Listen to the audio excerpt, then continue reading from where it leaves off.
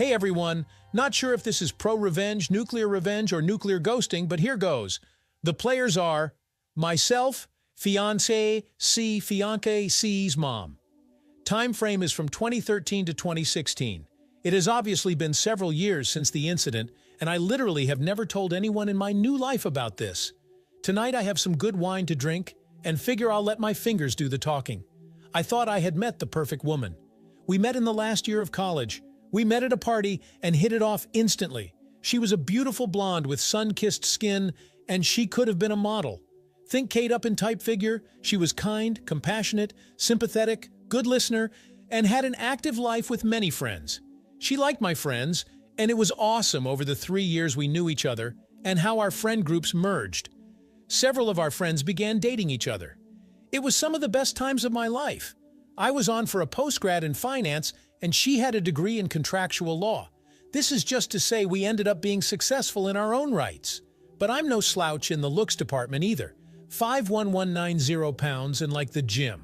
I wasn't a super athlete, but let's just say I was built. But I am very shy and didn't have a lot of prior relationships prior to meeting her. The first evening we met, we were smitten. First night we talked all night, then it went to texting/phone calls daily, then dates weekly, then after a year, when I started working my new job, she moved in. I loved her family and her family loved me, mostly her mother as her father was standoffish, as he was to everyone. It was a whirlwind romance. After 2.5 blissful years of overseas vacations, hiking trips, and luxury vacations, I proposed to her. She said yes. I was over the moon. She was doing all the planning for the wedding.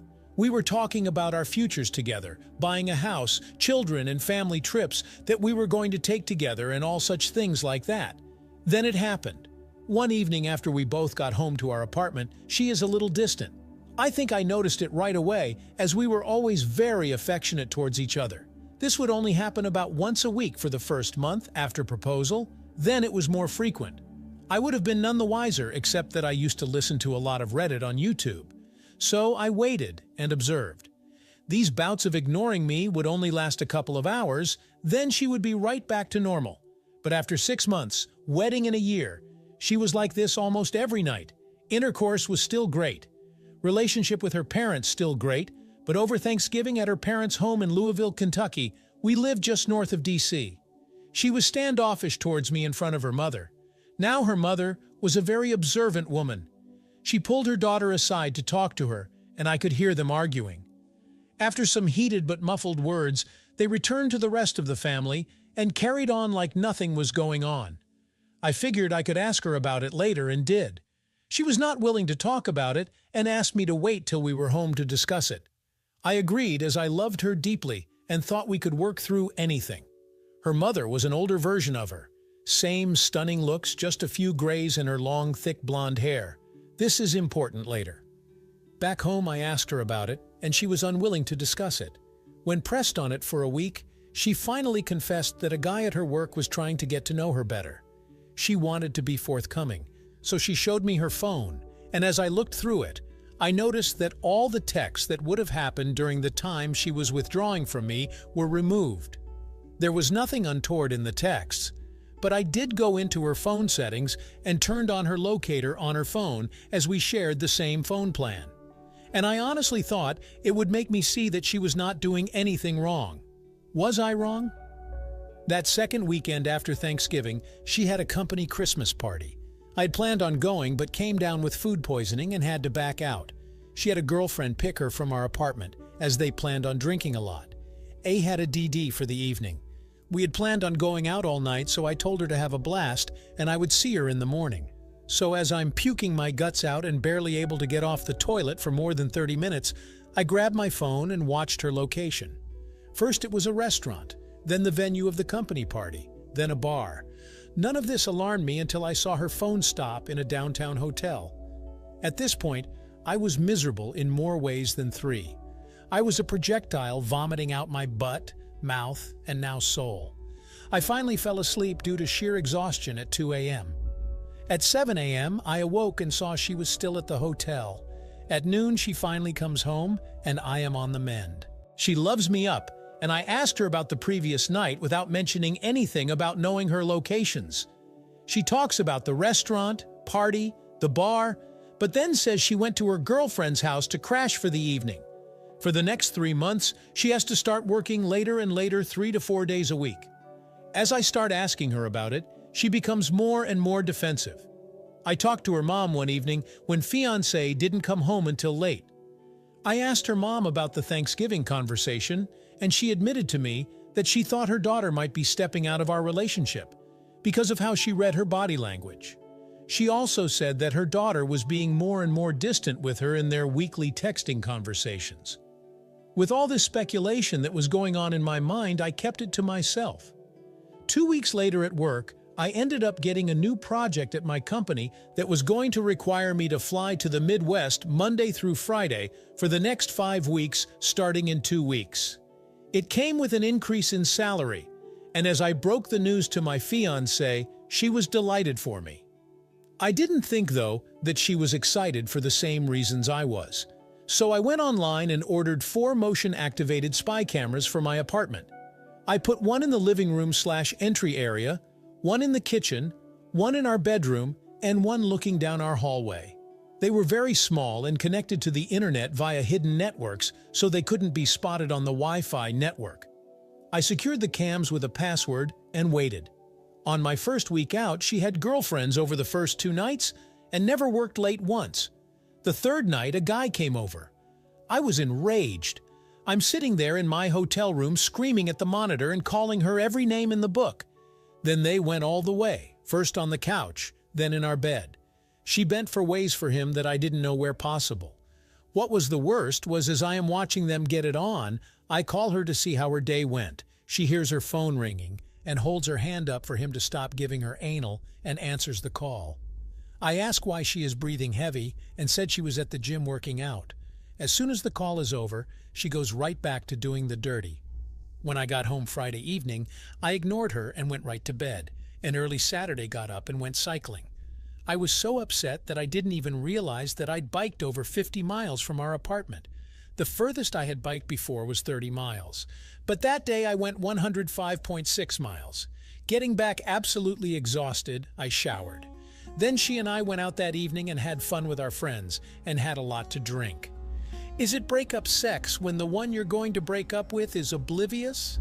I was bursting inside. Heartbreak, anger, rage, feelings of betrayal all swirled around in my heart and mind. She, who used to be so attentive, was oblivious to all this. It hurt so much because I loved her so much. I finally confided in one of our mutual friends, and he told me that they all knew about it for months. I was finally told. They all felt sorry for me. But no one again said a damn thing to me, which is why they stopped inviting us out with them. I hadn't noticed it before, but I could look back and see that about 3 months prior they gradually invited us/me less and less. So I figured I would try and win her back. The next weekend, I planned the entire weekend as a complete weekend of spoiling her in every way. Wined and dined, pampering, massages, rubs, and talking to her about future plans and about how much I loved her. I knew I was starting to break through when after her 4th glass of wine she started to cry, and I could tell the guilt was coming up to the surface. I asked her what was wrong, but she would choke up every time she tried to speak. I then told her that if she did something in her past or was having some kind of conflict in her mind, that she needed to speak to me about that. I was more than willing to talk with her about it, and if forgiveness was needed, then I was more than willing to forgive and move on. The only words that came out of her mouth and her was how much she loved me. It actually hurt to hear that from her, as I now had 4 separate videos of her and the other guy in our apartment getting it on. Over the next 8 weeks of traveling to the Midwest, the trips lasted for what would be 10 weeks. I recorded over 41 hours of her having intercourse with what I found out was her coworker. She never worked late once while I was gone. I tried every weekend to be extra attentive, and each week she got more and more distant. After watching this for 8 weeks, I was done, so I devised a 12-step getaway plan. 1. Gather evidence. 2. Get her out of the way in order to execute my plan. I scheduled a 2-week exclusive getaway trip for us at an all-inclusive resort, Barbados. She was ecstatic. Then a week before the trip, I claimed I had to back out and told her to take a friend. I knew it was over when she showed no disappointment that I couldn't go. She scheduled coworker to go with her. 3. Terminate our apartment lease. It would expire 3 days into her trip, and I was the sole signature on the lease. 4. Find a job in another town. The company I had been assisting in the Midwest had offered me a job with a slight increase in salary. 5. Find a new place to live. I got an apartment in the above-said location. When she is gone, perform the following. 6. Take her to the airport, go back home, and pack all her things same day. 7. Get a new phone number/phone/email. 8. Counsel all social media. 8. Monday 8. Separate us completely in regard to finances. 8. Withdrew all monies from our joint accounts and then close them. I put all her money in an envelope and packed it in her things. 9. Have the movers pack all my things up and ship it west. 10. Take all her things to her mother's house 600 miles away. All my fiancé's belongings fit into the back and bed of my F-250 crew cab. 12.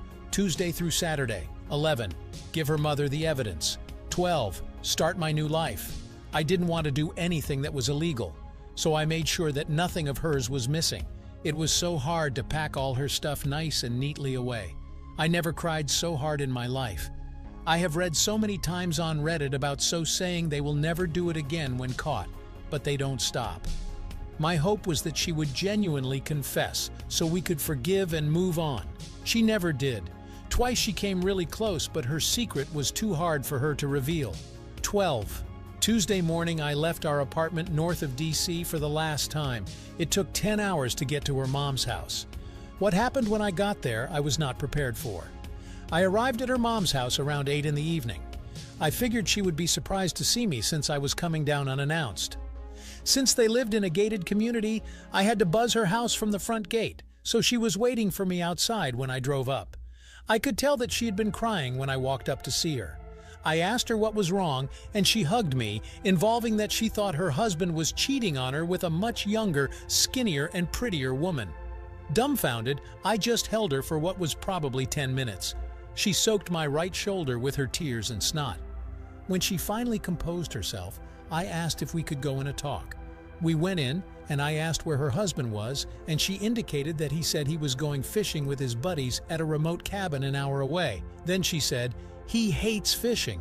She gave me all the indications that she had picked up on, and apparently it had been going on for about a year.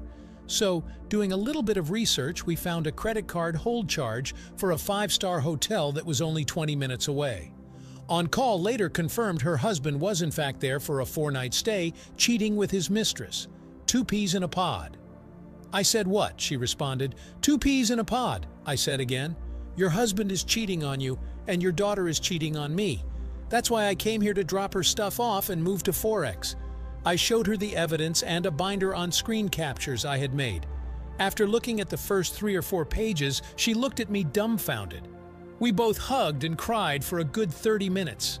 At that point, she said, "Stop crying," and looked at me and said, "Well, tonight there is nothing we can do about it except for you and I to knock out these 3 bottles of Mosquito and F in every room of the house." She grabbed 2 wine glasses and a bottle of Mosquito wine and walked out to their private pool deck saying, "Are you coming out here, or are you going to get F in revenge?" Now, I won't go into much detail because I don't want to get blue balls, but that night and for the next 3 days we have non-stop. I put myself in every hole her beautiful body could offer. I must have came in or on her 25 plus times in that period. After those days were over, we passionately said goodbye, and I drove to my new destination.